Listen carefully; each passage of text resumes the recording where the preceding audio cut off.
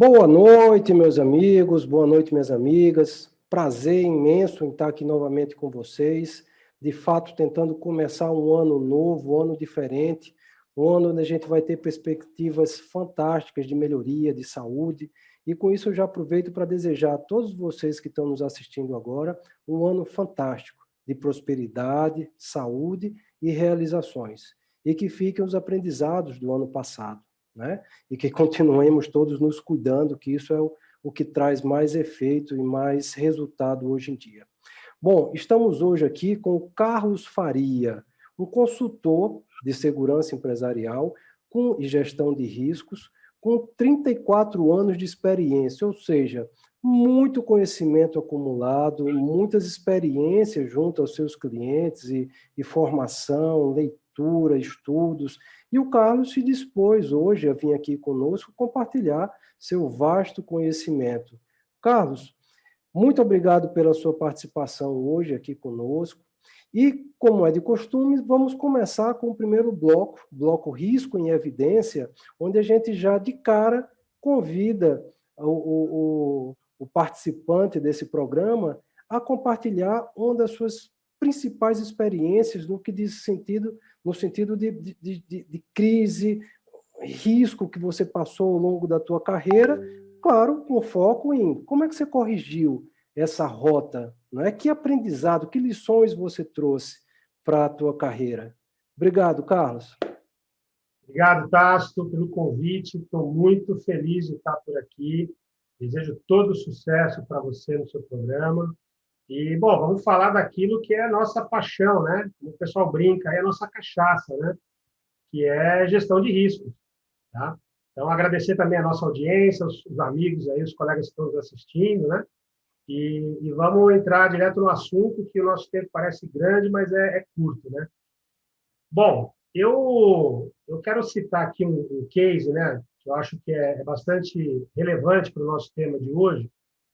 Houve um período em que eu atuei como gestor de riscos num hospital, num grande hospital particular aqui de São Paulo, né?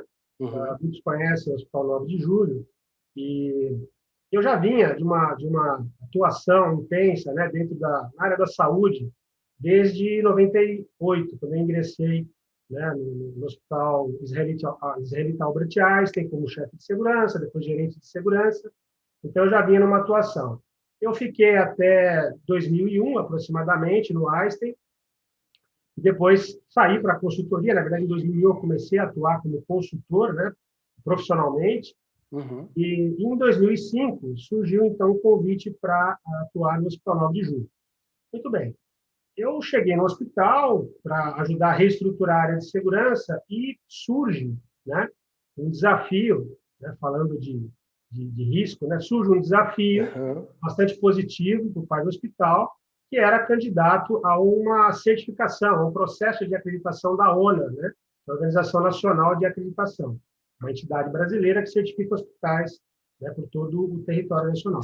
E o Específico para hospitais, esse, específico para a área da saúde, né? Na a época área da apenas saúde. hospitais, mas hoje abrange clínicas, laboratórios, serviços de saúde de uma maneira geral. Ok. E isso era 2005, né? Então, em 2005, esse desafio, né, de colaborar com o hospital para desenvolver um processo estruturado de gestão de risco. Bom, mas eu não sou médico, eu não tenho formação em enfermagem, minha área de formação é a segurança, né? Mas, o que é interessante, a gente vai falar depois um pouquinho de história, né, da gestão de riscos, é que eu era, naquele momento, o que tinha de mais próximo, né, Da de gestão de risco. conhecimento em relação à gestão de risco. Só Né? lembrando, você está falando de que ano, de que período, mais ou menos? 2005. 2005. A primeira 2005. norma da ISO foi 2009, então ainda estava longe de sair. Isso, exatamente. Né? A ISO 31000 estava longe, a gente tinha uma norma australiana, né, que foi publicada em 99, eu vou falar depois um pouquinho mais dela.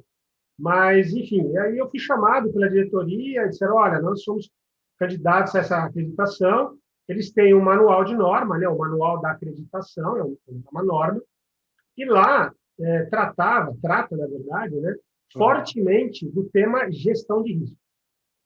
É óbvio, que desde muitos anos, décadas, né, os profissionais de saúde lidam com riscos, né? O ambiente hospitalar, inclusive, é um ambiente repleto de riscos, né? E então isso já era da natureza do hospital. Agora, isso não estava estruturado, né, de uma maneira onde um processo de acreditação pudesse evidenciar, né, esse processo mais estruturado e, principalmente, baseado em alguma diretriz, alguma norma. Essa era a grande questão, né? Bom, e aí nós começamos a trabalhar. E aí aconteceu duas coisas muito interessantes, né? A primeira delas foi que aí eu preciso voltar um pouquinho no tempo, né? Em 99, eu trabalhava no Einstein e eu fiz uma viagem a trabalho para a Austrália e Nova Zelândia. O hospital ia adquirir um sistema de controle de acesso e o fabricante desse sistema de controle de acesso ele é neozelandês. E eu e o executivo de TI fomos Só para... um parêntese. Você foi só para o berço das principais normas do mundo, né? Da origem das principais normas. Exatamente. E, curiosamente, não com esse intuito, né? Eu tinha ido para ver tecnologia de controle de acesso, mas em 99, chegando lá, eu tomei conhecimento, né? Estava fervendo essa questão da norma. É uma norma que chama-se ASNZS 4360. É uma norma de gestão de risco. É a primeira norma de gestão de risco estruturada do mundo. Aliás, ela é, de certo modo, a base da 31. Da né? 31. Isso. E, bom, ok, aí tivemos contato com isso. Se você se lembrar, os nossos colegas se lembrarem, em 99, o mundo estava preocupado com um risco chamado bug do milênio. Né? Então, o que era o bug do milênio? Era a mudança do calendário, né, do ano 1999 para o ano 2000, e havia o risco, havia uma preocupação, pelo menos uma percepção de risco, né, de que poderia haver um bug nos sistemas informáticos, né, que não entenderiam a passagem para o ano 2000 e retornariam para o ano 1900. Na verdade, isso não ocorreu, né, felizmente, mas era uma preocupação e um despertar de consciência de riscos globais. Veja só, 99, ok? Hoje nós vivemos uma pandemia, um risco global. Bom, e aí, depois de terminar a viagem a trabalho, enfim, fazer o que eu deveria, eu voltei para o Brasil e, para minha surpresa, uma entidade brasileira estava publicando, né, essa norma traduzida, né, para o nosso idioma, e essa norma, então, foi publicada aqui no Brasil. Né? E aí eu passei a ter acesso na íntegra a essa norma. Isso foi ainda em 99, aí veio a virada do ano, 2000, e aí comecei a estudar, né, essa norma, me despertou interesse, porque nós, né, Tasso, na área de segurança privada, corporativa, né, todos nós viemos da segurança patrimonial, nós sempre falamos muito da palavra risco, né, e, inclusive usávamos o termo análise de risco e tudo mais. Mas diagnóstico de segurança. Isso, exatamente. Mas não tínhamos uma referência normativa, né, para nos ajudar nessa missão. Então, me interessou, me chamou muita atenção naquilo. Bom, e aí a vida seguiu. Eu fiquei no Einstein até 2001. Em 2001, eu constituí a minha consultoria, né? Então, desde então, é do que eu me ocupo, é o meu trabalho. E aí, em 2005, surgiu, então, essa oportunidade de desenvolver esse trabalho no 9 de julho. Bom, eu disse que tinham dois fenômenos, né, que ocorreram que eu acho que vale a pena falar. O primeiro foi, então, a aplicação da norma australiana como referência normativa para estruturar a gestão de risco. Primeiro. Perfeito. Segundo, qual o método de avaliação que eu vou usar? E aí eu só podia usar aquele que eu conhecia, que era o nosso bom e velho método Mosler. Só lembrando aqui o pessoal, para não ter uma confusão, o que você está falando de que método usar, o método para fazer a análise do risco, né? E não a gestão dos riscos, que é um processo que engloba a análise, que é essa etapa. Exatamente. A análise é uma etapa, né? Uma parte do processo de gestão de risco, e tinha que se definir um método, né? E o método que eu conhecia, que eu dominava, era o método Mosler, que chegou no Brasil em 97, eu vou falar já um pouquinho, uma cronologia rápida sobre isso, e de 97 para cá é o que a área de segurança privada, segurança corporativa, utiliza bastante. Né? Então, agora imagine eu levar um método que foi desenvolvido, né, basicamente para segurança corporativa, segurança privada, para profissionais de saúde. Então, eu tive que dar um verdadeiro curso de Mosler, né? Eu tinha médico, enfermeiro, fisioterapeuta, biomédico, funcionários administrativos, de apoio, e eu coloquei todo mundo para aprender Mosler, né? Porque cada responsável pela sua área tem que participar do processo, né? Mas isso é uma premissa, né? Do processo de gestão de risco, né? E foi muito legal. Bom, ao final, né? Para ser objetivo, o hospital foi acreditado, né?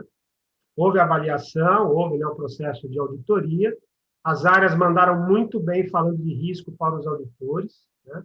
Os auditores ficaram bem impressionados com o que eles encontraram, e aí eles fazem a recomendação, na verdade, né, o auditor faz a recomendação para a acreditação, que posteriormente foi concedida pela ONA, enfim, foi uma experiência fantástica, né, para todos nós.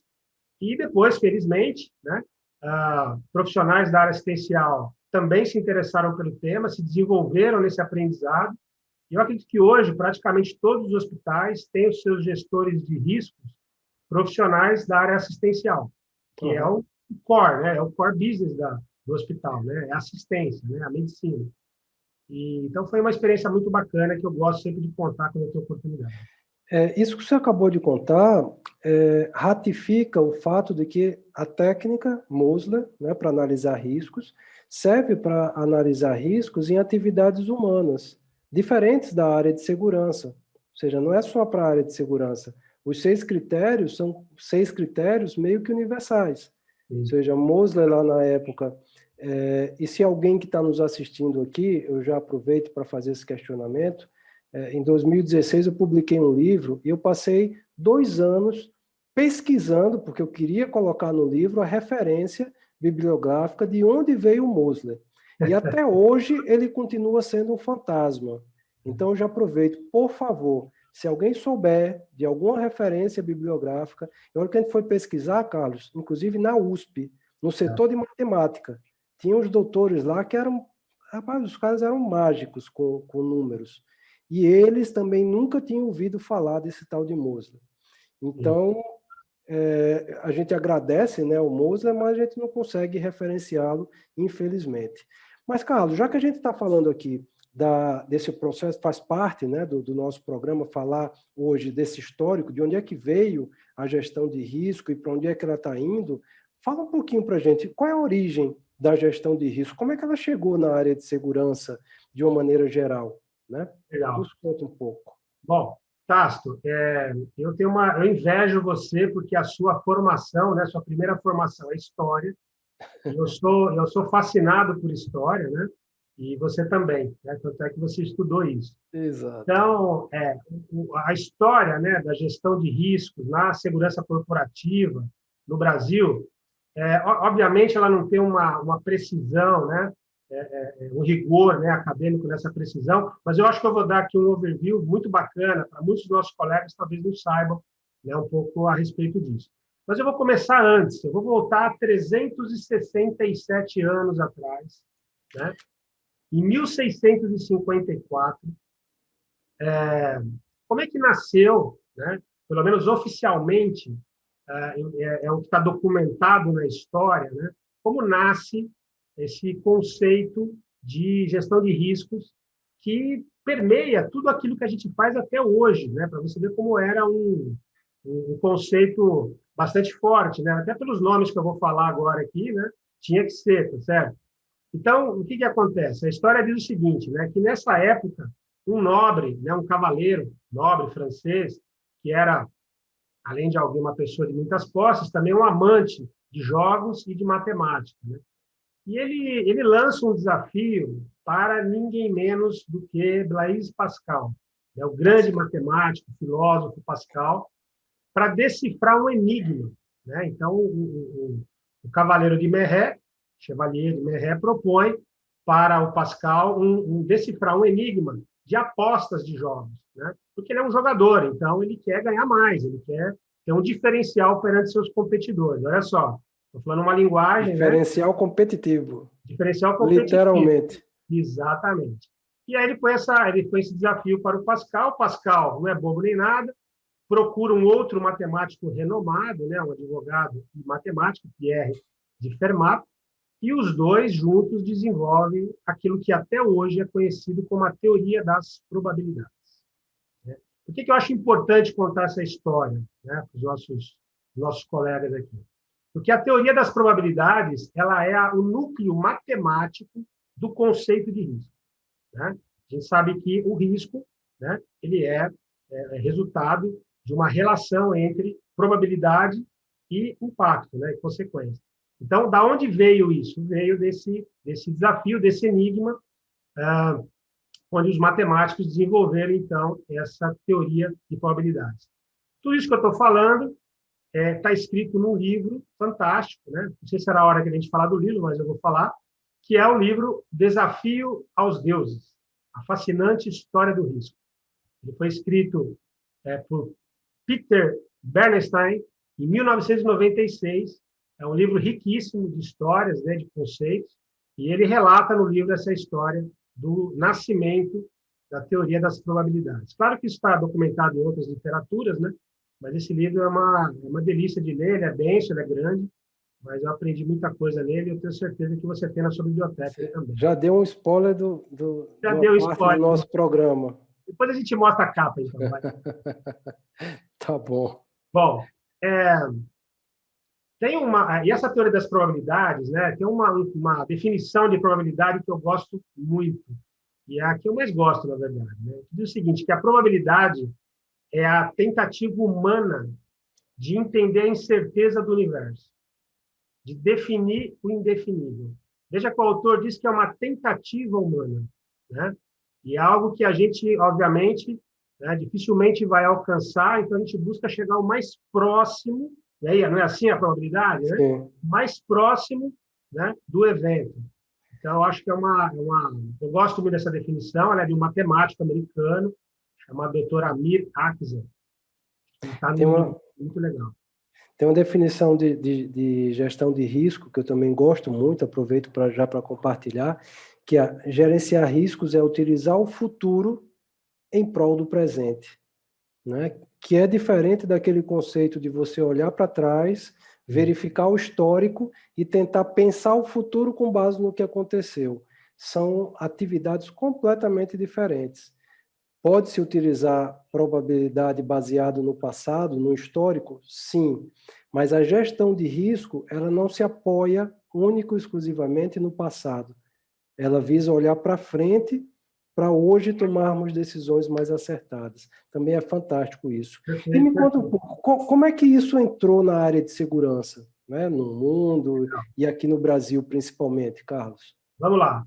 Bom, Mosler, né, o método Mosler, ele chega no Brasil em 1997, na primeira turma do curso de alta direção de segurança da Universidade Comídias de Madrid. Então, em Madrid tem uma universidade centenária chamada Comídias, e essa universidade mantém um curso, né, chamado Alta Direção de Segurança, e através de convênios aqui com entidades do Brasil, trouxe essa primeira turma em 97. Então, quem participou dessa primeira turma em 97, onde inclusive quase metade, né, do corpo docente formado por professores espanhóis, esse foi um curso inovador, né? Foram 3 edições aqui no Brasil, onde vieram professores da Espanha. Então, veja só, é muito rico, né, você ouvir um professor que é de uma outra cultura falando de um assunto que é o seu dia a dia, né?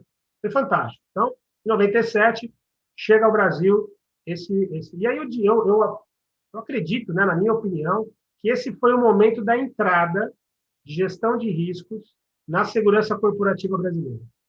Até porque os participantes do curso eram todos gestores, né, de muitas empresas brasileiras, inclusive prestadoras de serviço, multinacionais, empresas nacionais de grande porte, foram alunos da primeira turma. Eu fui aluno da segunda turma, né? Em 98 teve uma segunda turma e eu participei junto com outros colegas. Eu fui da terceira, olha quanto tempo depois, 2006, Exato. é que quando veio a terceira turma. Isso. Foi bacana. E, de novo, né, participou grandes profissionais como você, eu me lembro, amigos, né? Então, veja, aí gestão de risco já estava inserida na segurança corporativa. Tá? É claro, nós somos um país continental, um país de muitas nuances, e isso não é a realidade de todos, mas foi o núcleo, né? Foi a inserção, foi a semeadura, né? Desse conceito. Bom, então isso foi em 97, ok? Em 99 é publicada a norma australiana de gestão de riscos, como eu disse, tá? Então, 2 anos depois. No ano 2000, logo depois do bug do milênio, o professor Roberto Costa, nosso amigo, né, nosso mestre, ele cria o primeiro curso de gestão de Fez segurança. aniversário ontem. Já aproveitar Aniversário também para ontem, registrar. exatamente. Roberto ficou mais jovem ontem. Ele cria, né, o primeiro curso superior de gestão de segurança do Brasil, né, uma parceria com a Universidade de Morumbi. Eu tive o privilégio de ser convidado pelo Roberto a fazer parte do primeiro conselho, né, de desenvolvimento desse curso. Sou muito honrado por isso, essa oportunidade que o Roberto me deu. Então, em 2000 foi lançado esse curso. Tá? Esse curso também foi uma semente, ele prosperou, né, o conceito por todo o Brasil. Nós falávamos agora há pouco, chegou a ter 65 cursos simultâneos pelo Brasil. Tá? Isso. Enfim, um legado que o Roberto deixa para a segurança brasileira. Né? Esses 65 foram, a primeira turma da AMB foi em 2000. Esses 65 foi mais ou menos quase 10 anos depois. Foi de 2008, da 2010, mais ou menos. Tá? E aí depois isso começou a declinar novamente. Sim, houve um declínio, né? Hoje nós temos bem poucos cursos, né? Mas, enfim, vamos seguir a história aqui, que ela é longa, né? Em 2001, o mundo assiste os atentados do 11 de setembro, promovidos pela Al-Qaeda, né? E eu não vou falar muito sobre isso, quase todos nós aqui presentes ou sabemos, ou vivemos essa circunstância, essa situação. Me lembro bem onde eu estava no 11 de setembro. Eu trabalhava numa instituição judaica, né, no Hospital Albert Einstein. Você imagina o nível de preocupação dos diretores quando isso se torna público, né? Havia um receio de ser um evento em cadeia nas principais capitais do planeta. Então, na sequência, imaginou-se que poderia ser Paris, Roma, Londres, São Paulo e assim por diante, né? Enfim, foram alguns dias bem difíceis, né? E isso criou um marco para a gestão de riscos, de segurança, claro, né? Porque mudou o paradigma, né? A gente disse, tudo que a gente sabia até 11 de setembro, a gente tem que deixar de lado e reaprender, né? Uhum. Tamanha magnitude da concretização desse risco, desse atentado, né? Em 2002, no ano seguinte, a instituição ISO, publica o ISO Guide 73, que é um guia um vocabulário para a gestão de riscos, né? Um Que na época dicionário, praticamente. Um dicionário, né? Exatamente, né? De termos de gestão de risco, já preparando, né? Semeando ali a terra, o caminho para a ISO 31000, que viria algum tempo depois. Um outro dado interessante também foi que, em 2004, a entidade britânica, na verdade, australiana, neozelandesa, britânica, né? Ela publica a revisão da norma australiana em 2004, né? Atualiza essa norma, e ela fica ainda mais próxima, né? Do lançamento da 31000. E também, em 2004, um outro fenômeno. Estou tentando encaixar aqui acontecimento de gestão de risco do período, tá?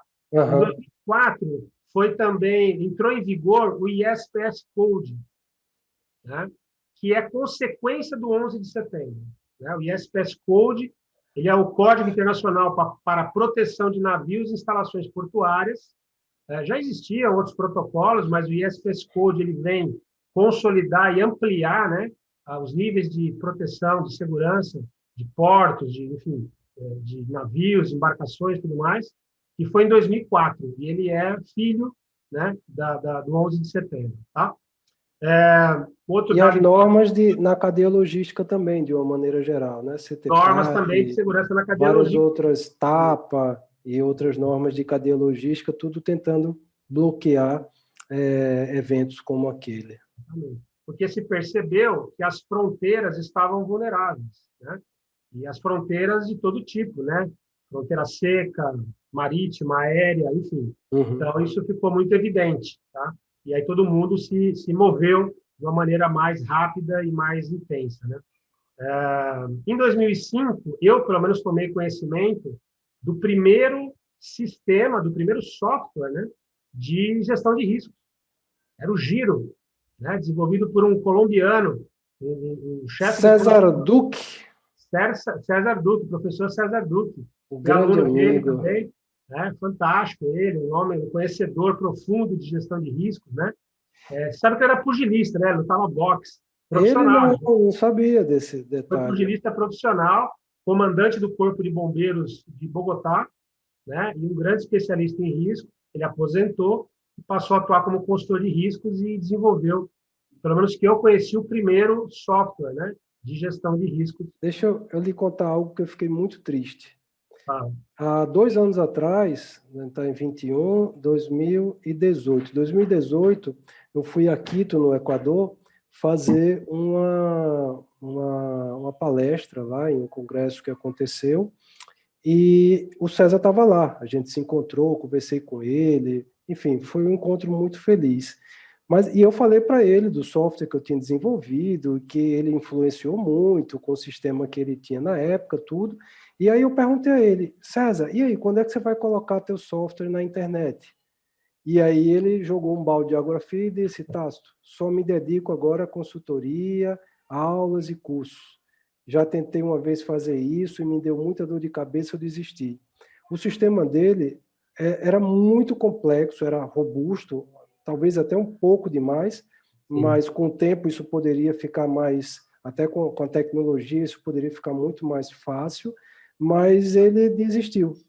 E eu sinto o fato, mais cedo ou mais tarde, ele poderá ir e não vai deixar essa contribuição no mercado, né? Ou seja, isso poderia, inclusive, incentivar desenvolvimento de outras ferramentas.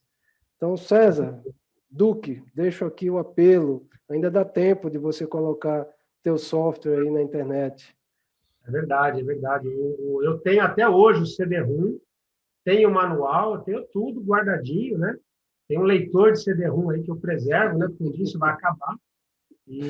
Mas realmente foi um aprendizado muito grande. Claro, o software é fantástico, mas o conhecimento dele, o método que ele Uhum. desenvolveu, foram excelentes, né? Sem E falar do tempo atrás, né? Se você olhar para trás, naquela época, internet incipiente, normas quase não existiam e ele já tinha conseguido desenvolver até um nível de um software. Não é um software como a gente conhece hoje, era baseado em Excel, com PDF, encapsulado, mas era um sistema e funcionava. funcionava, com certeza. E, bom, então, 2005, né, marca essa questão do primeiro software que eu, pelo menos, conheci. Chegamos em 2009 e a ISO, então, publica a primeira versão, a versão original da ISO 31000. E aí é um marco, né? É um marco porque a ISO é uma instituição global, ela tem, se eu não estou enganado, 180 países são signatários da ISO, e todos esses países participaram do desenvolvimento, né, dessa norma. Então, é uma norma que atinge praticamente 100% do planeta, e ela é amplamente utilizada, né, divulgada e utilizada. Então, 2009, primeira versão.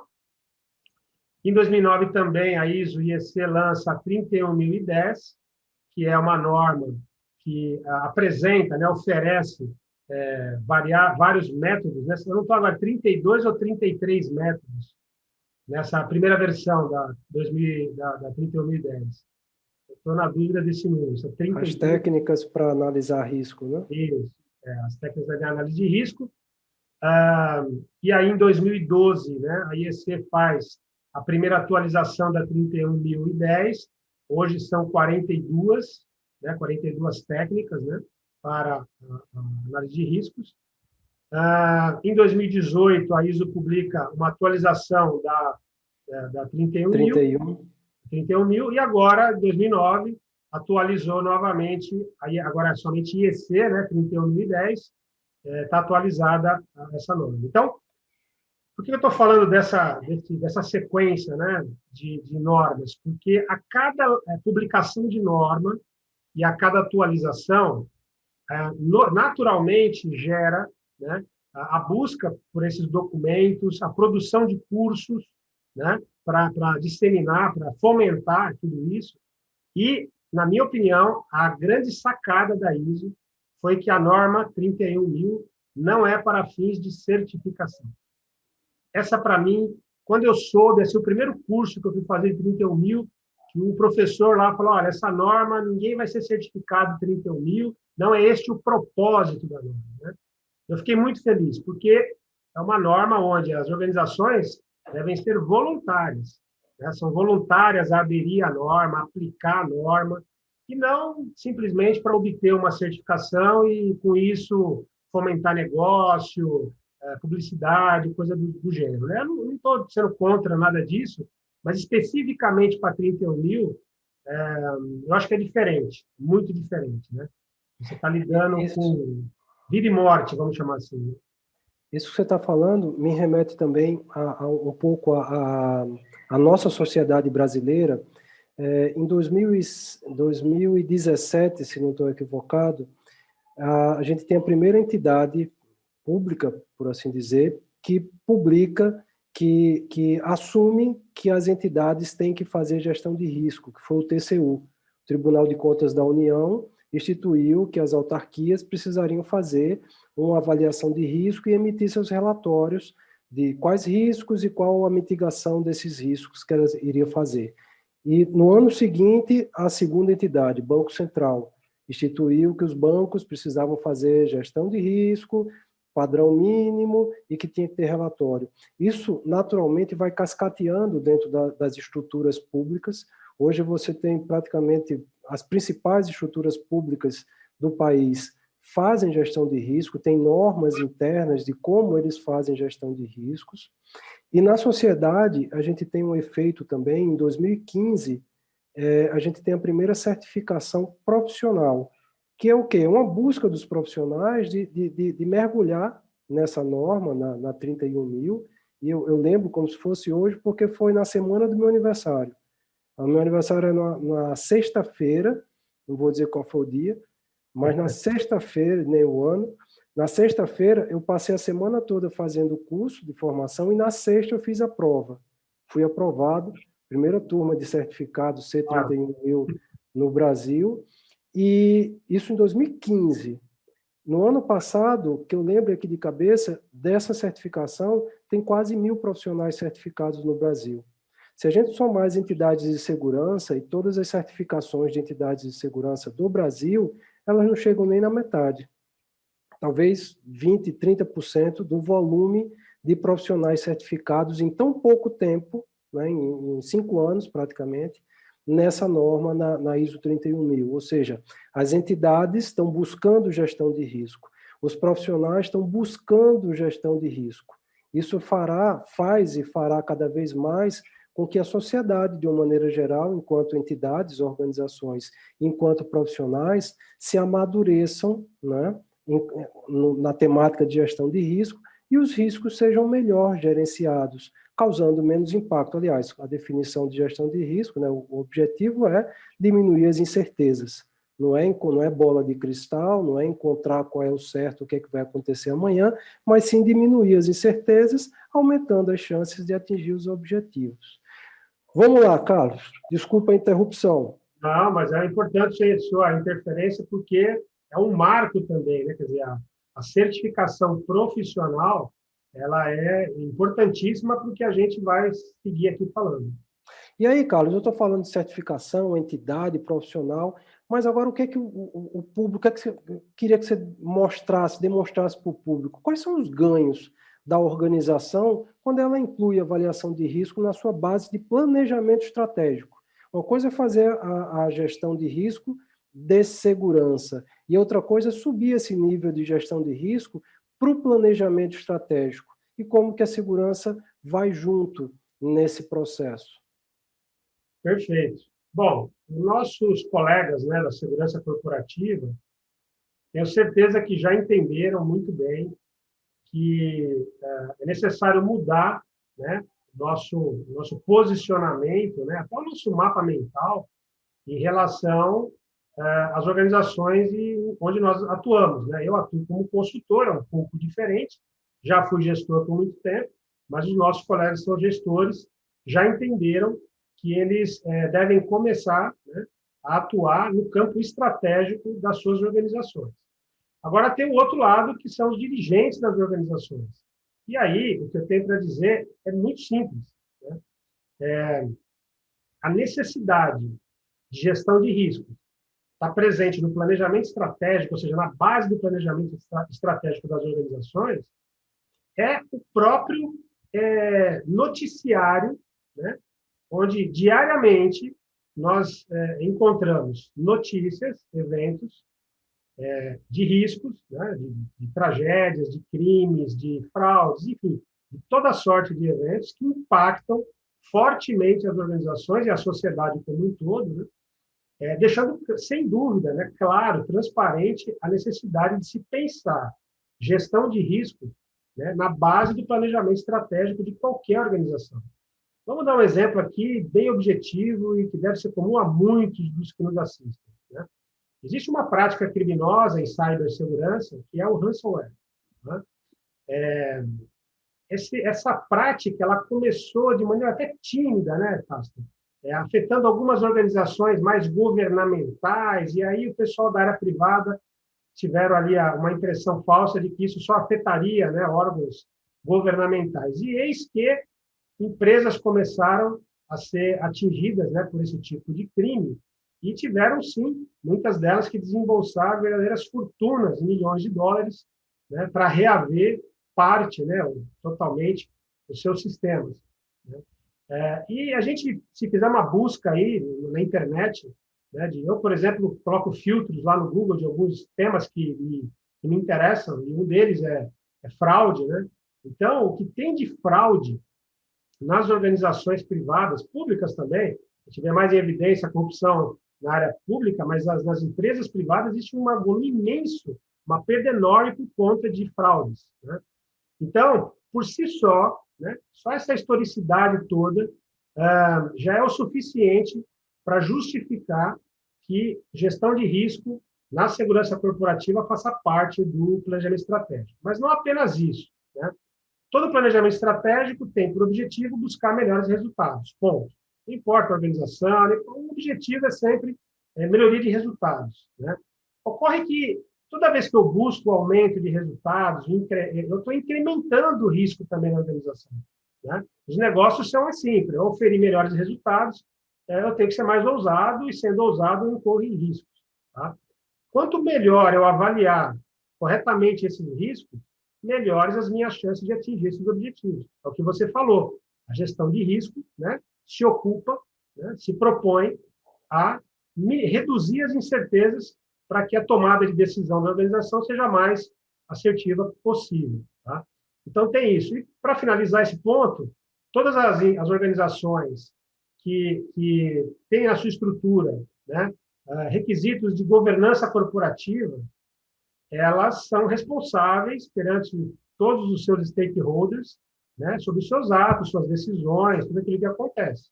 Então, considerando esse princípio de responsabilidade corporativa, é uma razão mais do que suficiente também para que a gestão de riscos na segurança corporativa esteja presente na base do planejamento estratégico. É um caso prático disso que você está falando. Por exemplo, uma coisa é nós fazermos o planejamento da segurança com base no histórico, né, do que aconteceu no passado. Invadiram a fábrica, sobe o muro, bota a cerca, Sim. Ou seja, de forma reativa e melhorando e incrementando a segurança. E uma outra forma proativa, baseada em gestão de risco, é chegar junto, ou seja, estar junto do planejamento da empresa para entender, no próximo ano, no próximo período, quantas unidades novas vão ser construídas, implementadas no Brasil? Em quais cidades, em que regiões? Vai ter fábrica, vai ter escritório? Qual o tamanho, qual o layout, qual a estrutura? Onde a empresa está pensando em montar? É nesse local? Ok, vou fazer uma avaliação de risco. Empresa, para implantar a fábrica, o centro de distribuição, o escritório nessa localidade, é necessário essa estrutura de segurança para manter os riscos dentro do padrão aceito pela organização. Ah, é caro demais. Ok, vamos para outro lugar. Ok, está num preço razoável, aceito pela organização. Então, implementa a segurança junto com o projeto daquela nova instalação. Isso é estar pensando junto com a estratégia da empresa. né? Eu acho que é isso um pouco o resumo do que é o planejamento estratégico de segurança, que é acompanhar o planejamento estratégico da empresa, e o planejamento de segurança baseado em histórico, ele vai estar sempre de forma reativa, reagindo, como o próprio nome está falando, ao que vem acontecendo. Só fazer aqui responder 3 perguntinhas rápidas, Carlos, enquanto você molha o bico. Essas são bem simples, eu vou responder direto. Quando for capciosa, eu deixo para você responder. Obrigado, agradeço. Cara.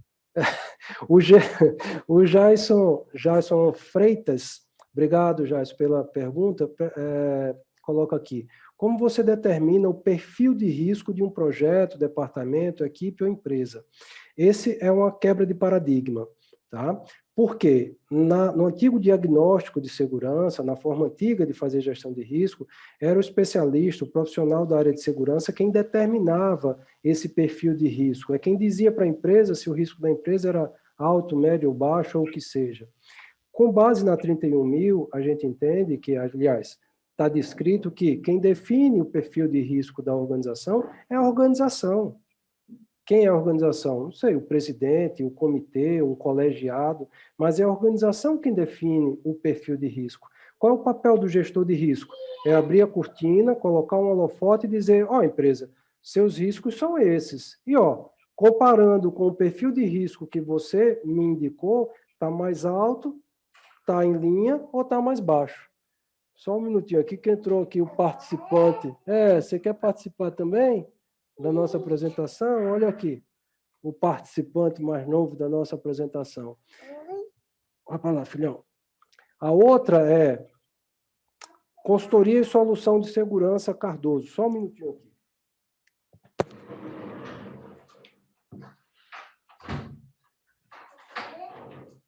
Você ficou aqui, rapaz? Não, lá fora. Vamos lá para fora. Né? Tchau.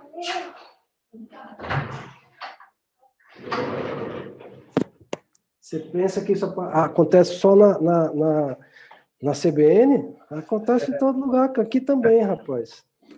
E o MEC, Consultoria e Soluções de Segurança Cardoso, pergunta, prezados, como falamos de um sistema não obrigatório, significa que as pessoas acabam por não executarem a prevenção?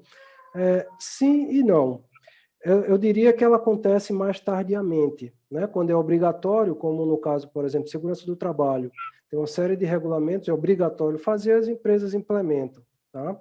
Mas na Europa, Espanha, por exemplo, que a gente falou, na Espanha, determinada a estrutura de segurança empresarial, de forma análoga, ela acontece quase como segurança do trabalho no Brasil.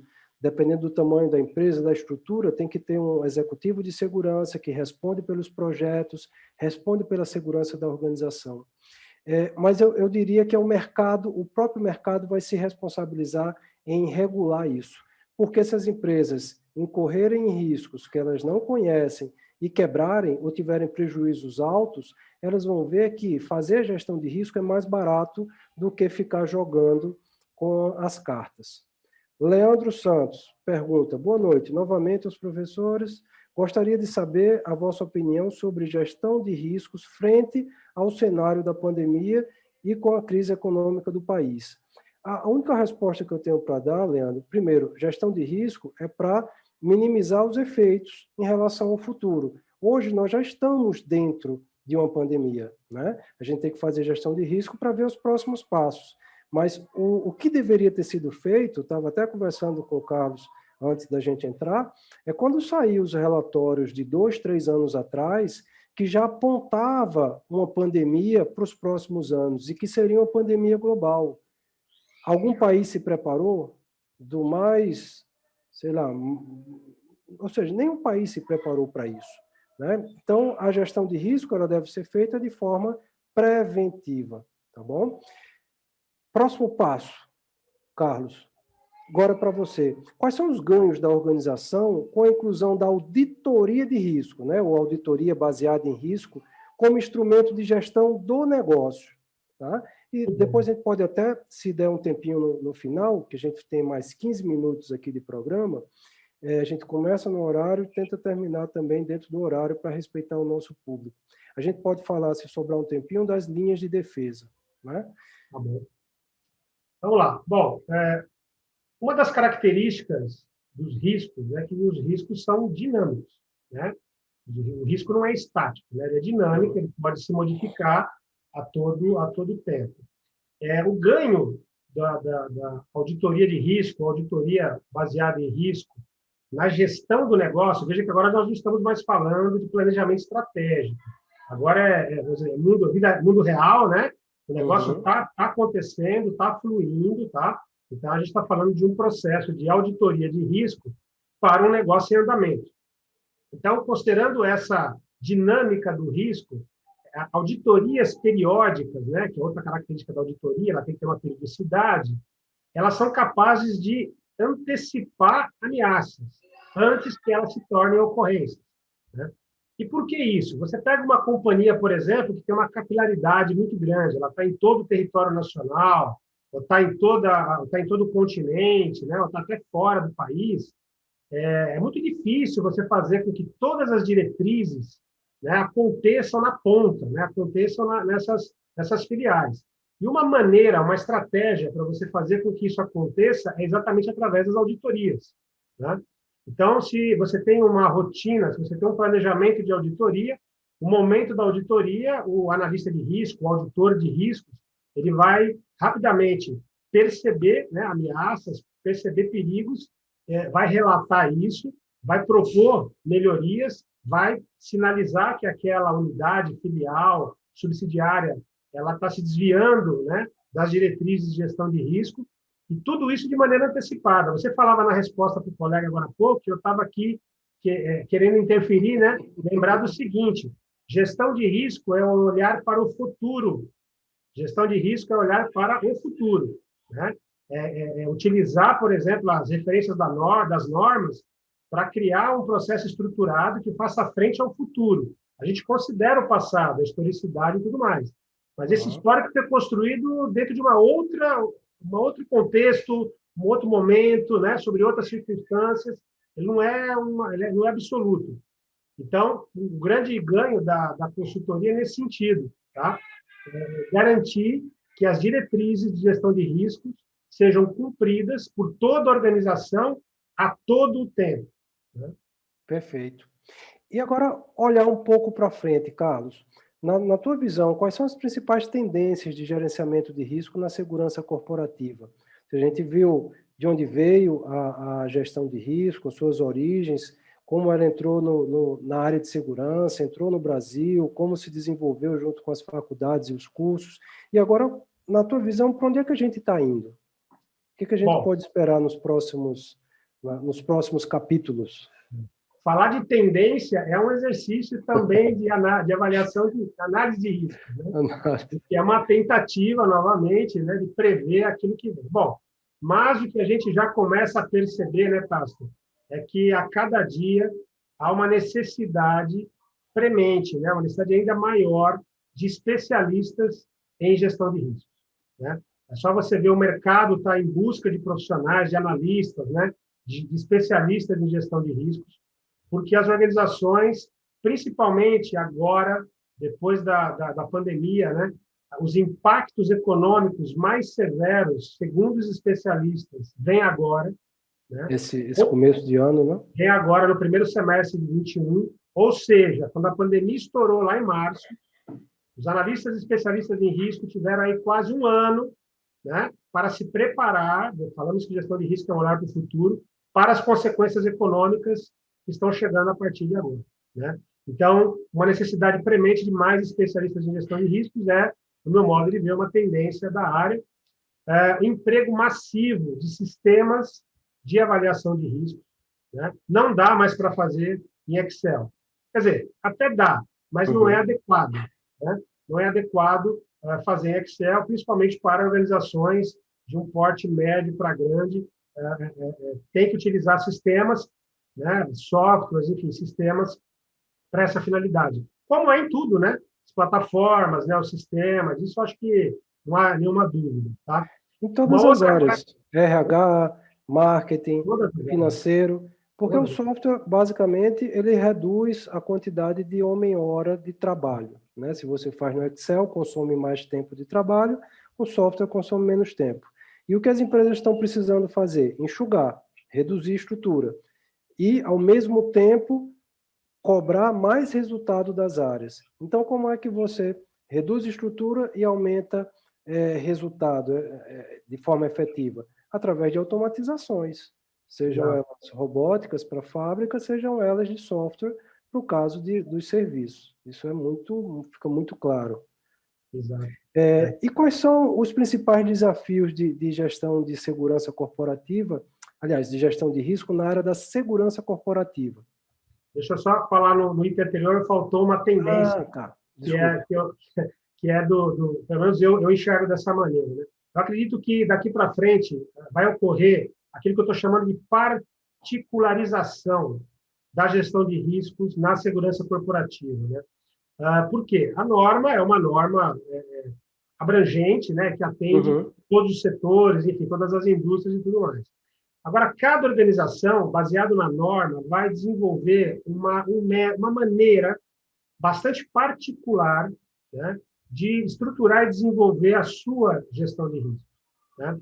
Vou dar alguns exemplos. Você tem alguns setores da economia, né, que desenvolvem padrões de gestão de riscos setoriais.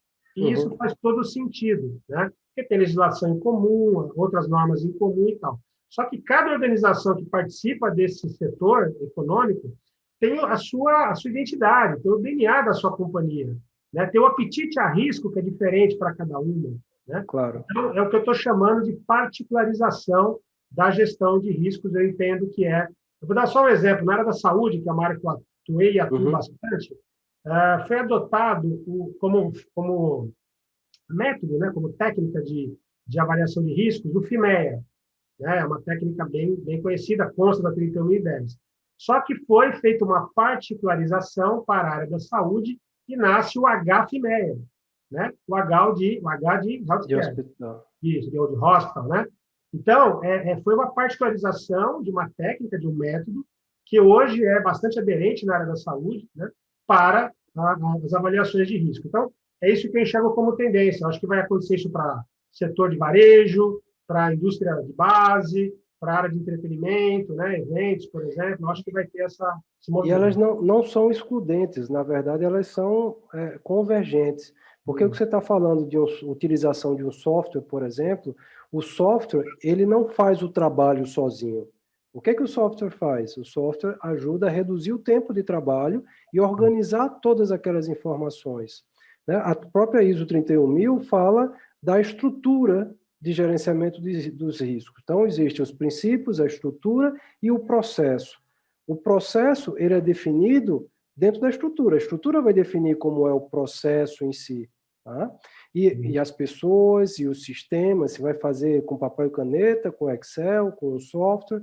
Então, é dentro dessa estrutura, que envolve recursos da organização, financeiros, pessoas, né?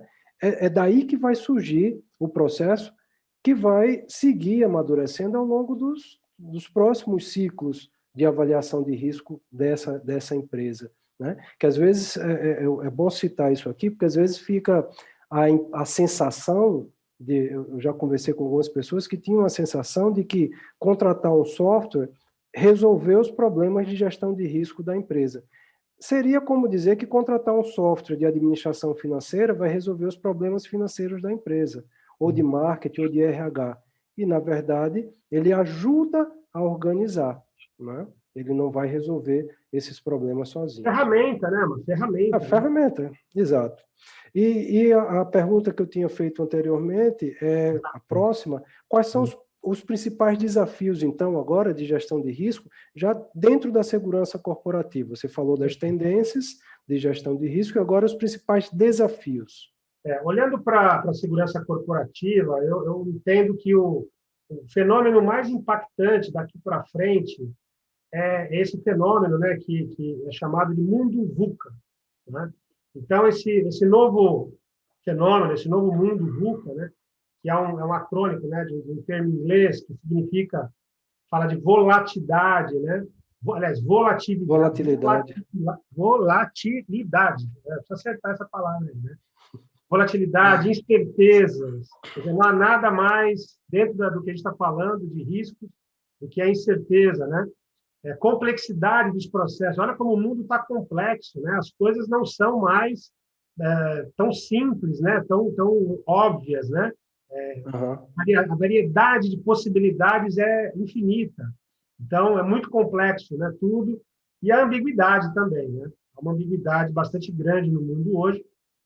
E isso que é chamado de mundo VUCA, eu entendo que é um grande desafio, porque, veja só, a gente falava aqui no início que nós todos que viemos, temos origem na segurança privada, patrimonial, alguns de segurança pública, como é meu caso também, e se tornou a segurança empresarial e corporativa, nós precisamos remodelar a nossa mentalidade para essa realidade, né? As empresas estão olhando e falando e tentando se adequar a esse mundo VUCA. A segurança corporativa não pode ficar apartada do processo, ela é parte integrante. Nós falamos que ela é parte integrante lá do planejamento estratégico, né? Então, eu vejo que é um desafio grande.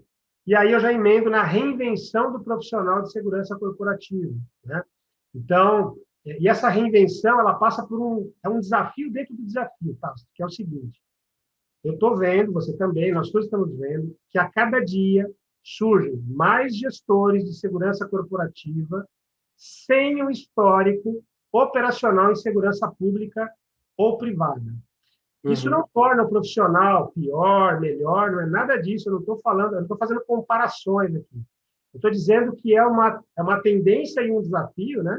O surgimento de grandes profissionais, grandes mentes pensando risco e segurança, sem ter esse histórico operacional, né? Isso faz com que nós, que viemos dessa old school, né, dessa velha escola, a nos reprogramarmos, né, para participar de tudo isso, e não ficarmos apartados.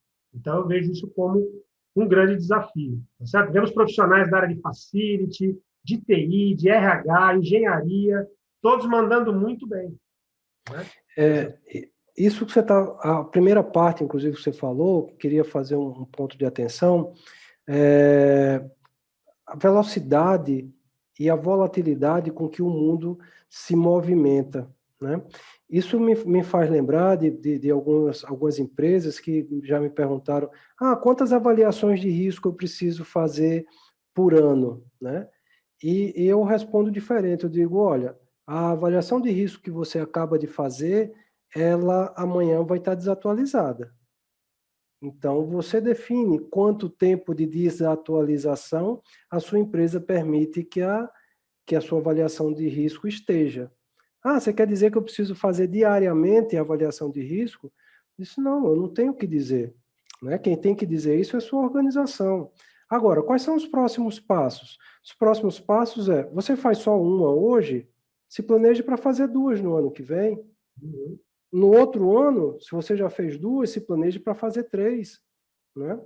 Eu tenho clientes que há 4 anos atrás, 5 anos atrás, faziam uma avaliação de risco por ano e agora está fazendo 12 avaliações de risco por ano.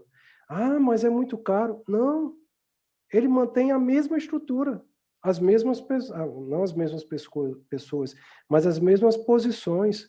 Inclusive, aumentou a quantidade de sites, a quantidade de fábrica, escritório, CD, ou seja, ampliou, manteve as mesmas pessoas e aumentou consideravelmente a quantidade de análises de riscos.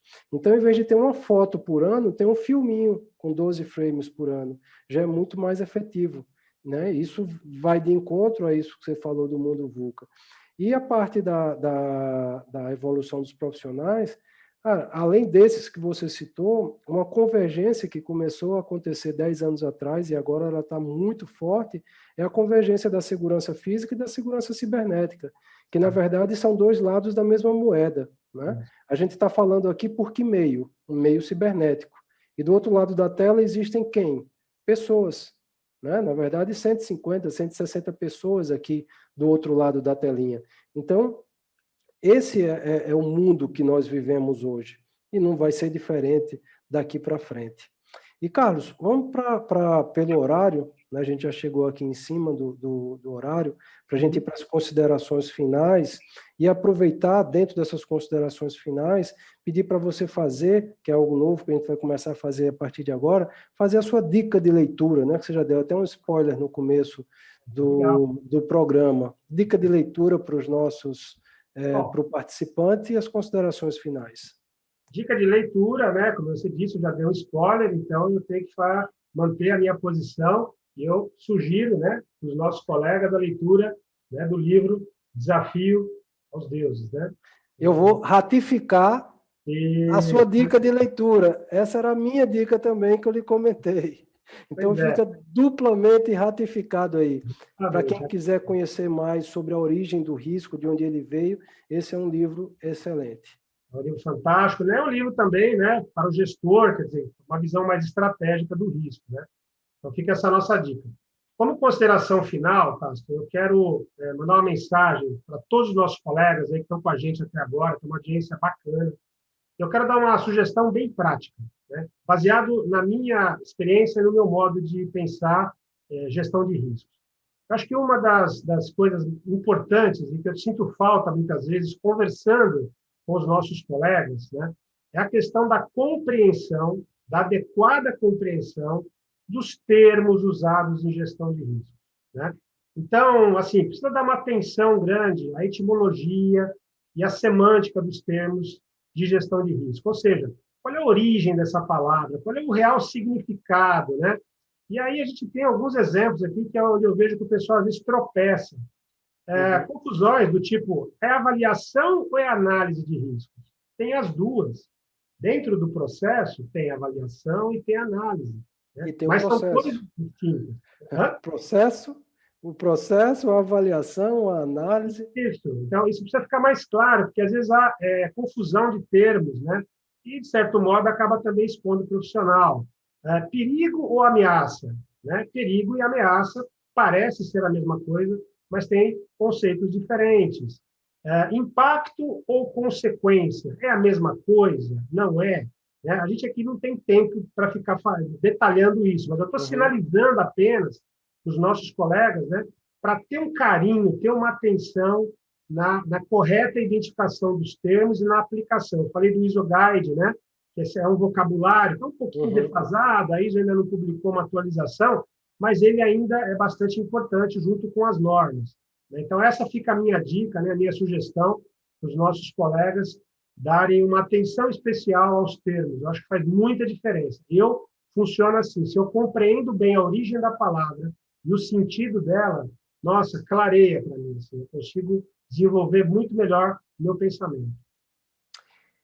Muito obrigado, Carlos, pelo tempo aqui. Já são 8h33, estamos passando 3 minutos do tempo regulamentar. Agradeço pela tua participação, por ter compartilhado conosco esse teu conhecimento vastíssimo. Teremos outras apresentações mais para frente. E quem quiser entrar em contato com o Faria, quais são os melhores canais, Faria? LinkedIn, e-mail? Eu tenho o meu perfil no LinkedIn, é só colocar lá, né, Carlos Faria e Associados. E se quiserem mandar um e-mail, que ainda é um e-mail bastante usado e fácil, né? faria@carlosfaria.seg, de segurança.br. Carlos no plural e Faria no singular. Claro. faria@carlosfaria.seg.br. Manda uma mensagem, a gente responde com o maior prazer.